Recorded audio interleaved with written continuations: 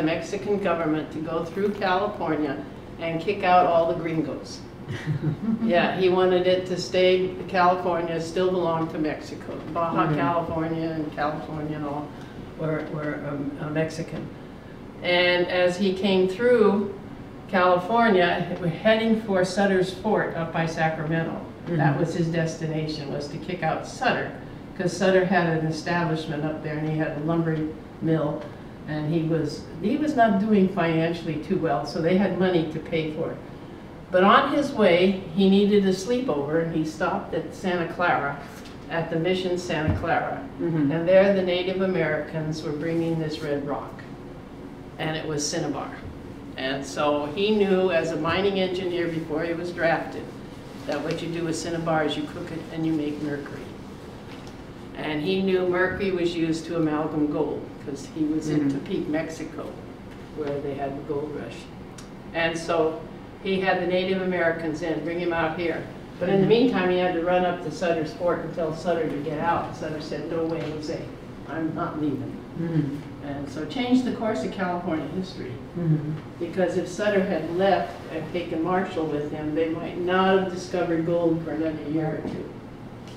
But they finally discovered gold, so when Castellero started the mercury here, instead of the gold miners having to go to Spain or to Amiata, Italy, or someplace else that had mercury, they got it right from here. And so that's where Castellero made so much money. And then he started Spanish Town. And that was in 1845. So this room just shows how they lived. And in 1865, the tin mines failed in Cornwall, and the Cornish miner came. And so for 20 years, Mexican camp was full of Mexican workers all working with Castellero. And he left in 47, and another guy came in, Barron and Forbes. And so these guys came in 1865 and went around the corner about a half a mile away from Spanish Town. Not even that, maybe, just around the corner, and where there was a store, and they built their houses. So there were 1,800 people living in Spanish Town working the mines, and there were about 1,000 here.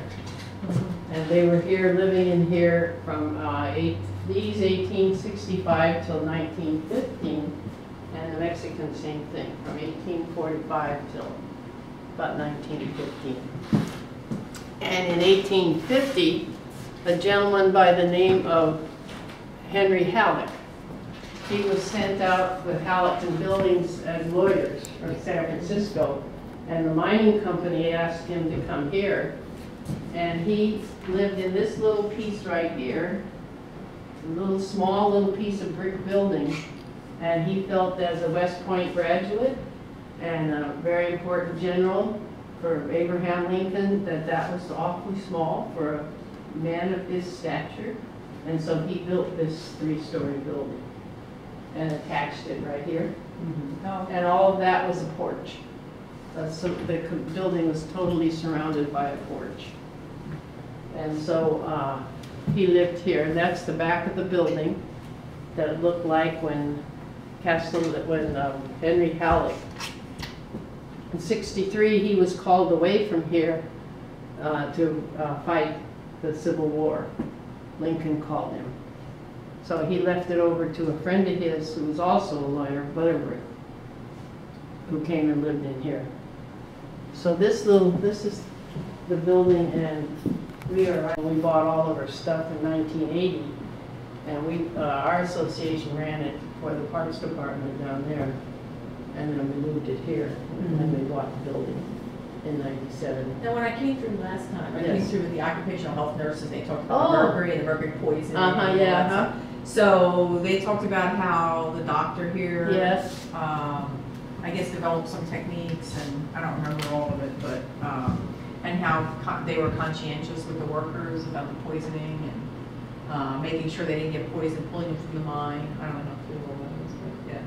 Well, the truth is that this is the definite truth. Because this was a little wishful. Yeah, cinnabar in itself as a It's rock. not toxic, Is right, not right. toxic, right.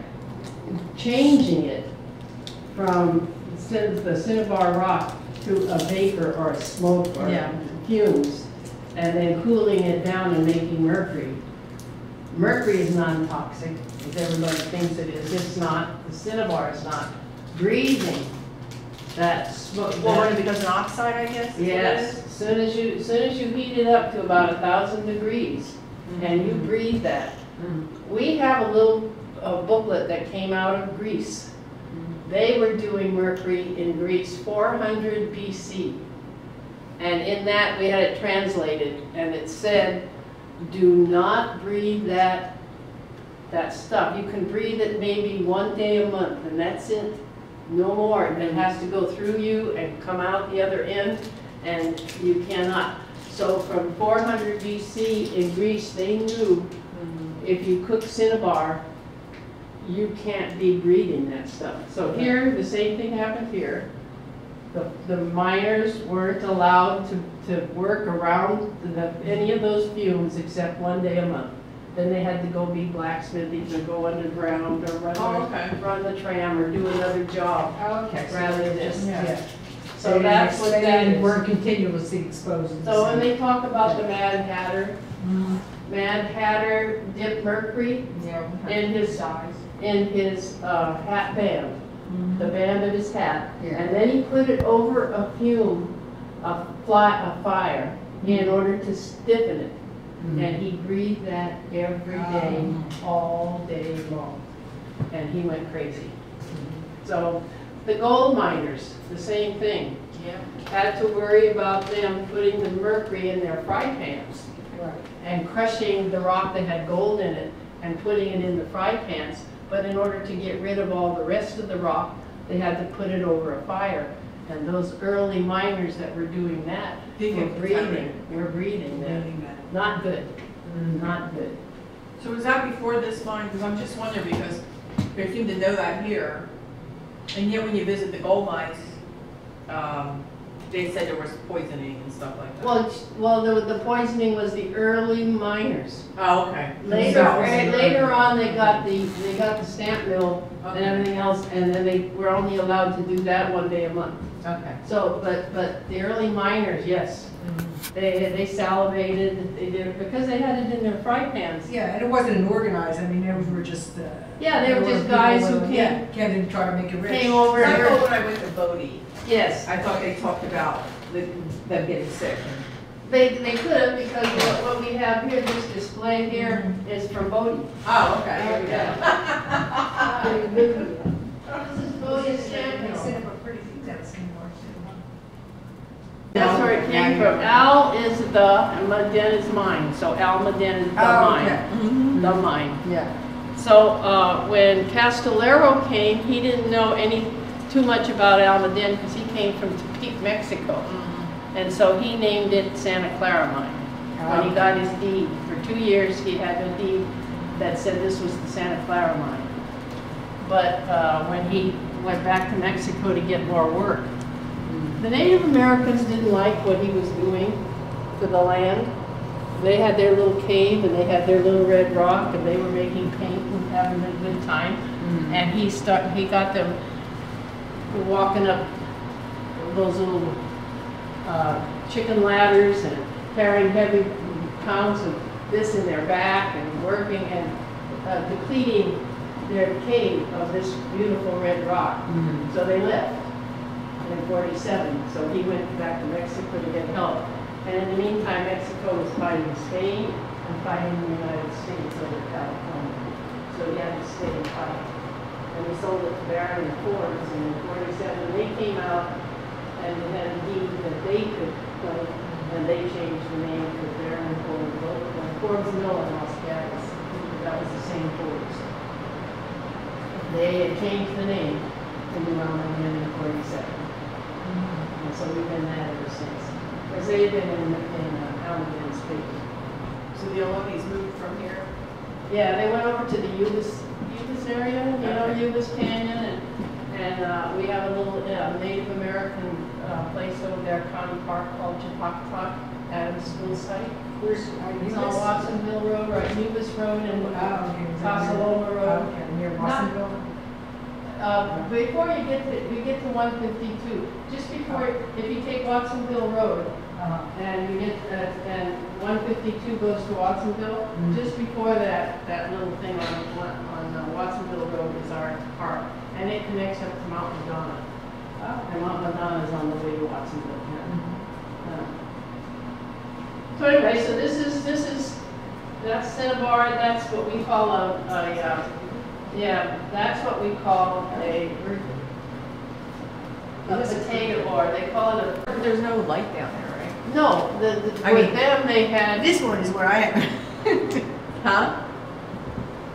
Oh, break time. No, I mean, Yeah. this is like. That they're having their lunch and they're using the candles to heat their, to put underneath their. There's these candles, you see barely enough light to see by. Well, if you really read the stuff, it says the candles helped you see the darkness. That's what they said about the candles. Yeah, but they each had 2 candles for the day. Plus they had candles they could put. If you see in here, you see one way up there. Yeah, Up I on the see. top, and they put I it wouldn't in. notice those. So they can see. And then they came out with carbide lights. So when I went underground, we had the held up with the hot carbide light. Yeah. I can't imagine being under there with no shirt. Well, when you're working like that, it's No, it's about more protective to have it's something about else. 70 degrees down there. It's just more protective to have something on your skin. Well, those guys got hot, working heavy, drilling, hitting it. When they had to, they used a single jack and a double jacking. One guy hold it and the other guy hit it. Oh, You know, great. when I'd rather be the hitter than the holder. well, this guy had to have a buddy that had good eyesight. That's right. I was gonna say. And good aim. Right. Yeah, so this is down the Randolph, probably about 400 feet down. This, and there they are going down the Randolph shaft. Randolph brought up the most score from 1870 to about 1892. When did the mine officially close? 1976. Okay. Yeah. Pretty recent. Yeah. I moved out here in 1970 and we were still mining. Oh, okay. Yeah. You live in this area or you're No, not? yeah, that's why I bought my house out here, yeah. Oh, see that, even the other tour guy who lives downtown. Yeah, That's what I right, said. Everybody lives, they like a lot of their volunteers. Yeah, we got a lot of volunteers that live in the area. Right. Yeah, it's close, they just walk over. Yeah. I do, I live right across the street now. Yeah. I moved into a house number 6 down the street in my historic houses. To help my best friend raise her 8 kids while her husband went to medical school. Whoa. And then when he came back, I bought my house.